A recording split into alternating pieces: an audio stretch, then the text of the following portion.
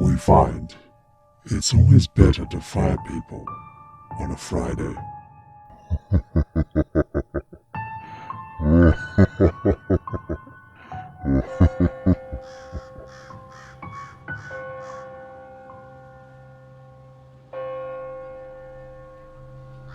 My previous office was in Orchard Road.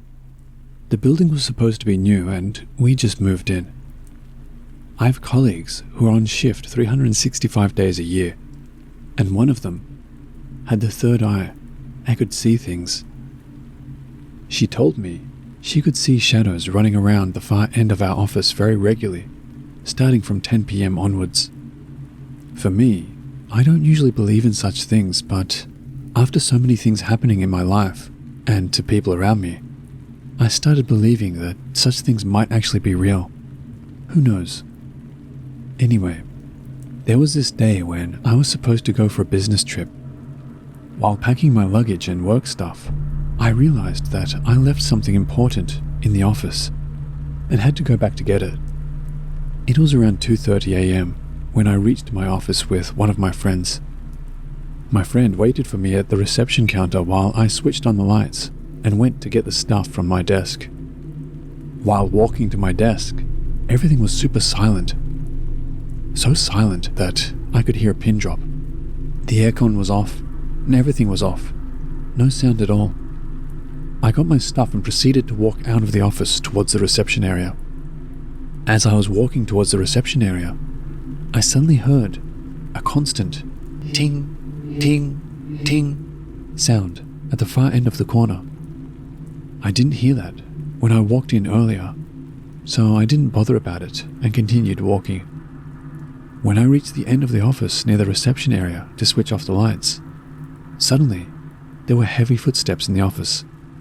My balls immediately shrank and I got the hell out of there ASAP.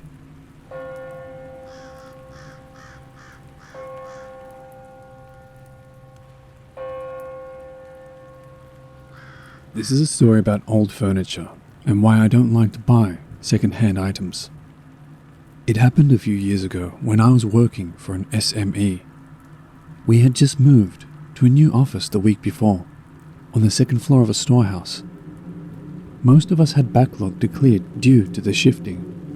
That night, I decided to stay back and clear as much as I could.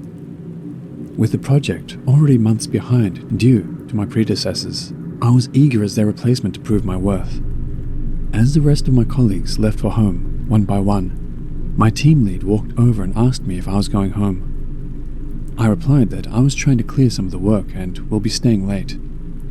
He gave me a strange look and started to say something before he caught himself, and gave me his classic, "I'm smiling because I can't say anything" smile, before saying goodbye and left. I was puzzled by that look, but soon forgot about it as I continued on with my work. The room grew colder without the rest of the company there, and I pulled my windbreaker tighter around me.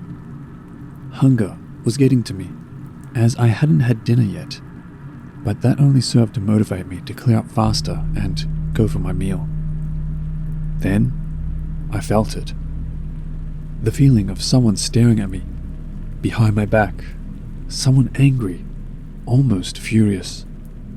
I can't accurately describe in words how that stare felt like, only that it was icy and piercing, and the feeling immediately made my hair stand. At the same time, I noticed the familiar feeling of the air around me turning still, cold and damp, like a wet, transparent blanket thrown onto me. My body frozen up, and fear grabbed my mind like an iron claw. Slowly, I was able to think again, and forced my fingers to type a bit of gibberish to calm myself down. I remember that my back was facing the meeting room door, and it was left open when my colleagues went to turn off the lights. Trembling, I whispered, "Brother, I'm just trying to finish my work. Relax, okay?" The staring continued, and I was panicking in my seat. At that point, I suddenly remembered my talisman and reached for it to check that it's there, only to realize that I left it at home that day. The air around me felt heavier suddenly, and there was an unnerving feeling that whatever was staring at me was slowly creeping forward. In desperation, I started chanting every mantra I could remember off the top of my head. The weight around my body suddenly lifted, and I could feel whatever was staring at me back off into the shadows. I quickly packed up and ran off. The next day I came late on purpose and stole a glance at the meeting room before I sat down. After a while, my team lead leaned over and asked me if everything was okay last night. I spilled everything that happened last night as he listened intensely. After I finished, my team lead paused for a long time before telling me that the other team also had an encounter in the office.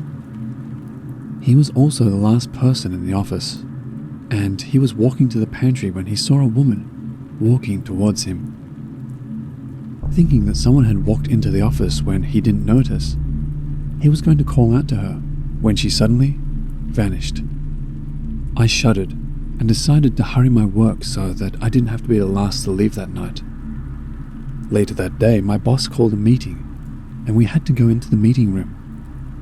Nervously, I sat through the meeting, looking around the room the whole time. After the meeting ended, I left in a hurry, and when I got back to my desk, I realized that I left my notebook inside.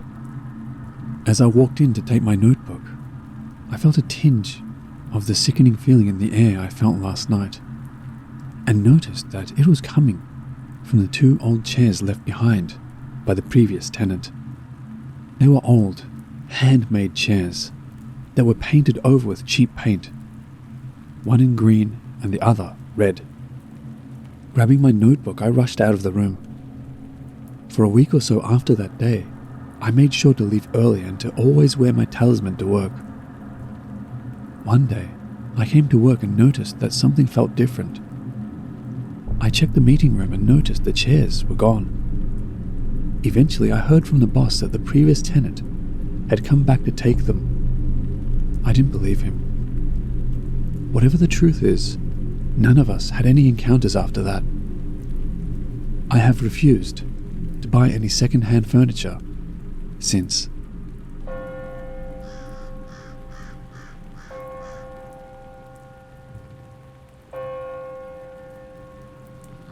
This happened in the early 80s, when I was working in an office in Tanjong, Pagar, somewhere opposite Moses Lim's bridal shop. I will not mention the unit number because this unit is still there under conservation. Every time I go to a restaurant in Tanjong Pagar for dinner, I will not fail to take a walk and see who the new tenant is. It seems to change very often. Well, here it goes. In the late 70s and early 80s, this unit was used as an office and leased out to 2 tenants, a travel agency and a construction company. The travel agency was using the front half of the unit, while the latter used the back half. I was then an employee in the construction company. When I first joined the company, I was always amazed to see the girls going to the toilet in twos and never alone. When I asked, the girls at the travel counter told me that the unit was haunted. A girl by the name of Jenny, who was also the boss's daughter, experienced it. It was around 9 p.m, and she was in the back portion of the unit, after my office where the toilet was. She was washing up her cup, preparing to go home with her sister-in-law, Chris. She suddenly saw an image of her sister-in-law, darting past through the mirror. Thinking that Chris was looking for her, she asked what it was for when she came out. Chris denied going to the back, and told her that she was not the only one with that experience. After that, they offered some joss sticks and left. The second incident happened to myself. It was lunchtime and I was the only one left in my office. The rest had taken the opportunity to go to the temple. The phone rang, and as I answered and spoke on the phone, I heard the parallel extension being lifted and hung up. After the call, I went out to see if my colleagues were back, but there was no one there, and the remaining girl at the travel counter told me none of them had returned yet.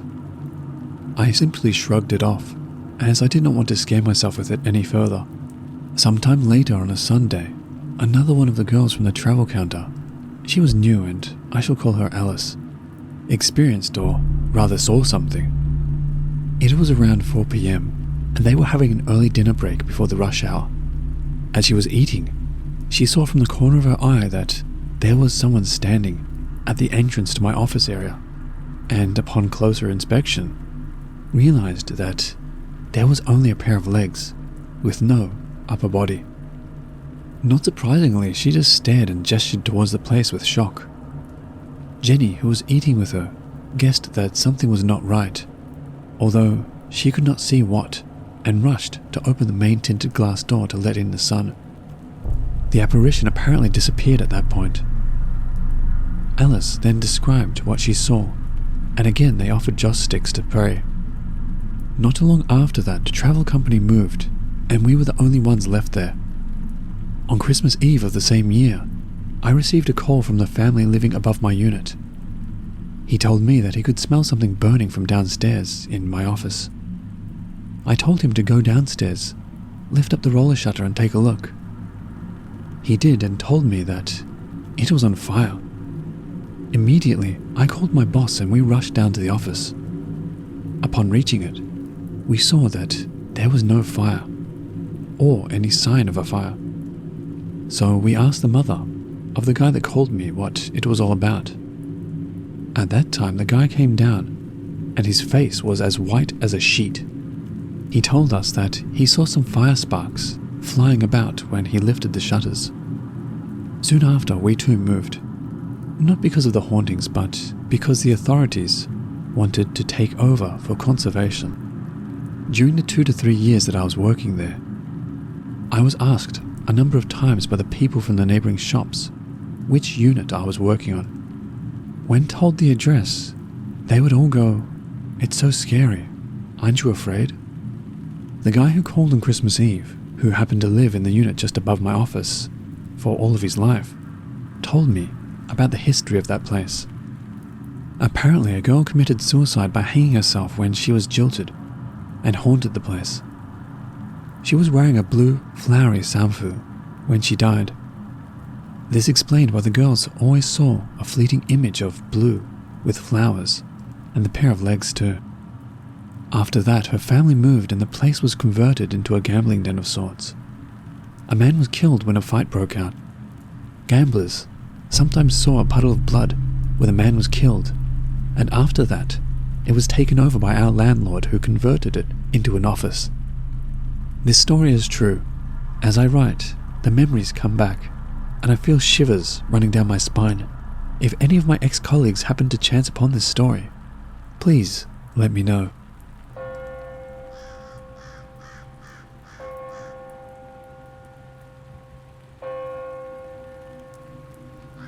After I left my job as an assistant professor from Nanyang Technological University, I decided to set up a small company in the CBD area.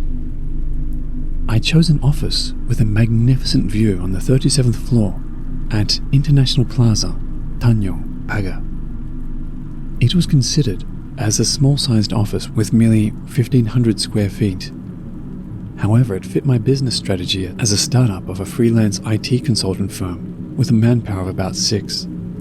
The rental was quite affordable too, well below the market rate. I particularly liked the furnishing as it was so posh. Cherry and walnut wood made of European-style fittings. It has a unique class of elegance in contrast with metal and glass modern design. The view is magnificent too. You can see most of the landmark buildings in Singapore, such as UOB Towers, SIA Building, DBS, Maybank and Capital Tower from the height of 37 stories. You may wonder why I tried to describe the office environment in such detail. That is because I hope we could get some clues on my horrible encounter as follows. Unfortunately, till today, there is no solid explanation relating to this mystery. At the back of this neat and posh office that gave certain people solemn feels, there laid a well-decorated bedroom and a little bunker room. The bunker room has only 4 walls and 1 ceiling, fitted with fluorescent lights. We called it a storeroom. Nothing strange. But what made me curious was the bedroom and its thick red carpets. The room has a spacious queen-size bed, built-in closet, and a large shelf in black lacquer finish. The shelf that was facing the bed had halogen lights that can light up each individual compartment, and a swirl base for the TV. The bedroom looked like a deluxe suite in a 5-star hotel. If the purpose is to serve as a napping bed for the boss, he surely had a very luxurious resting place. The horrible instance happened one afternoon at around 2 p.m. On this particular afternoon, I was alone in my office. All the other staff had been outstationed to work at my client's place. I felt rather tired and decided to take a nap in the storeroom on a sofa bed. The weather at about the same time suddenly worsened. Thick clouds were emerging from nowhere and covering most of the sky quickly. Rain poured down heavily on the windows and the sky was dark like dusk.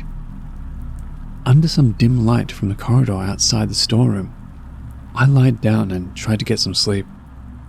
A few seconds later, even before I closed my eyes, I felt a presence suddenly surface from out of a wall.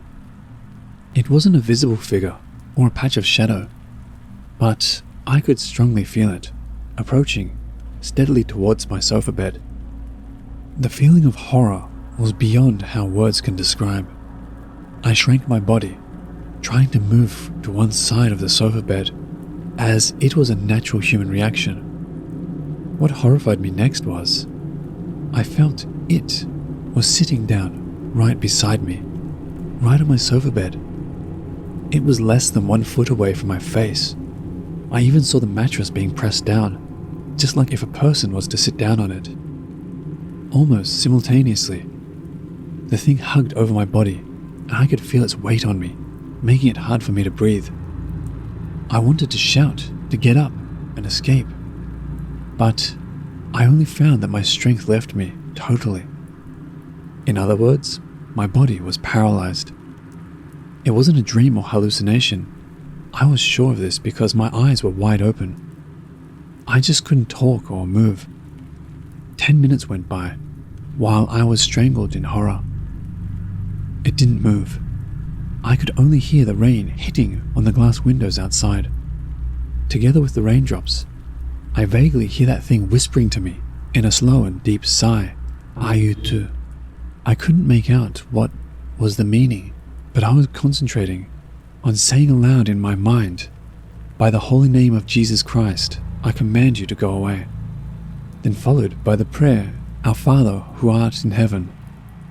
A minute later it disappeared.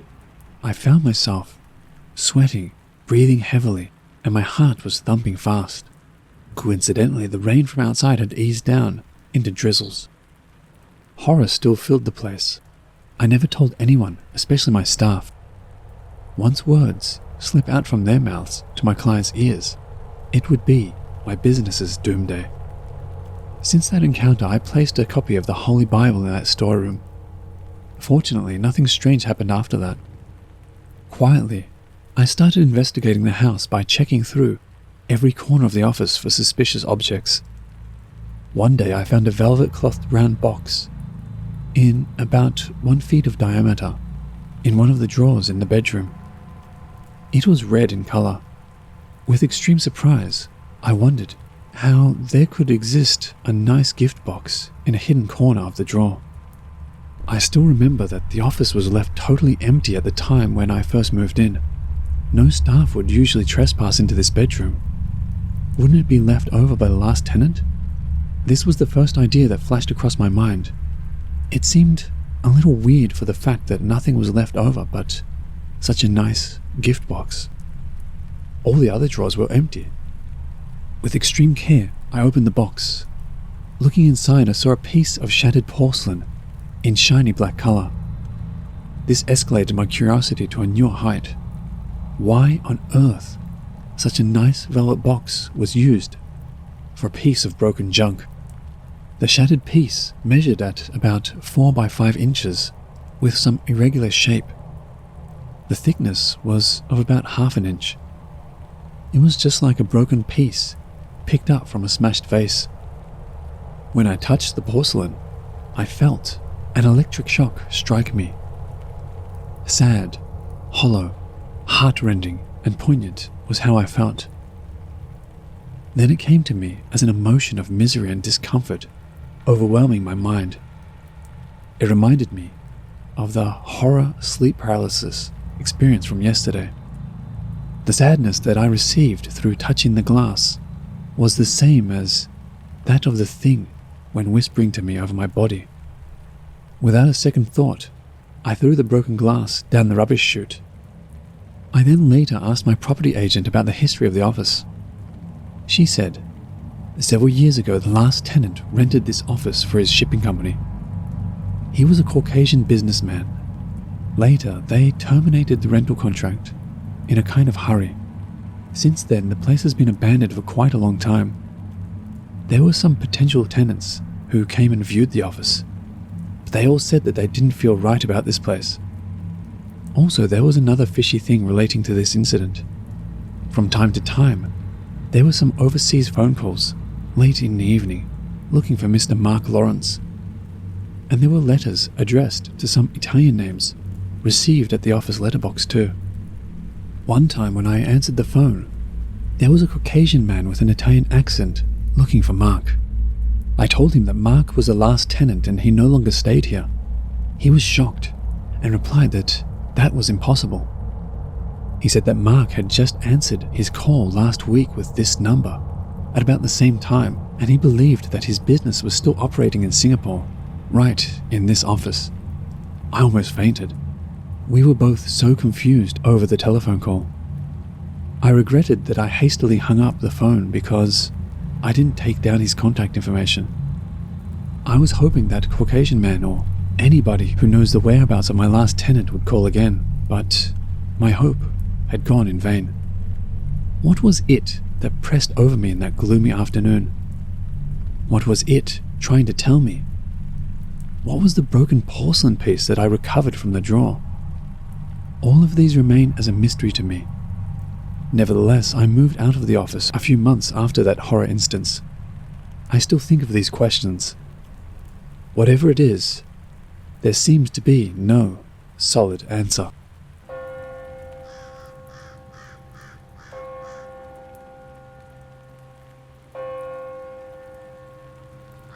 I used to work at a 5-star hotel. I was a sales administrator there. While I was working there, I usually worked late.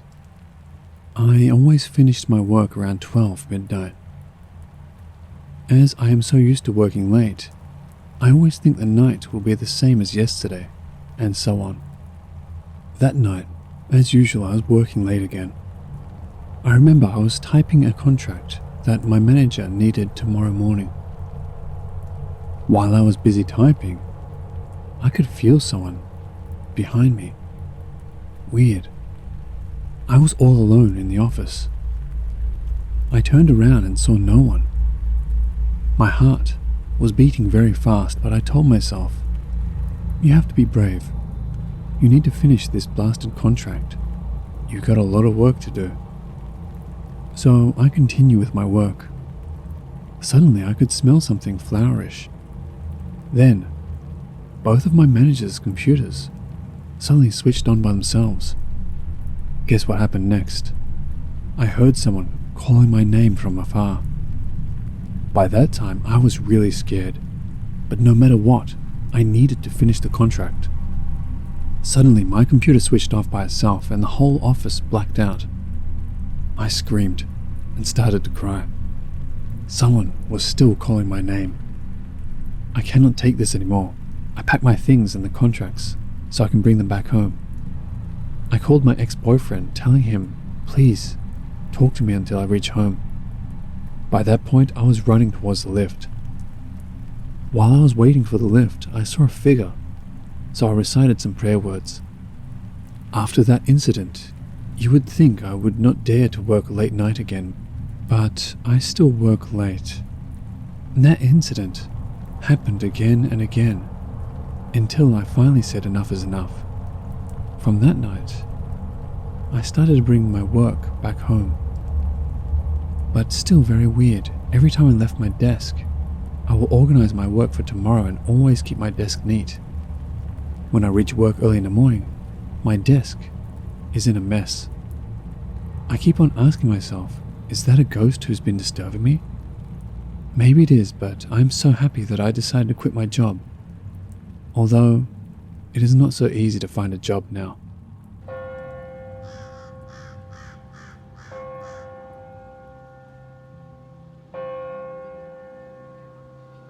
Hello watchers and listeners. Thank you so much for watching. A huge thank you to Asiaghosts.com for kindly allowing me to use their stories in this video and other videos. Be sure to go over to check out their site if you're interested in reading more stories similar to those I told today. If you'd like to help support this channel, I have links to both my Patreon and Teespring account in the description below, so be sure to check them out if you're interested at all. And as always, the biggest thank you to all of you who continue to support me. I truly do appreciate it so much. And remember, Papa loves you.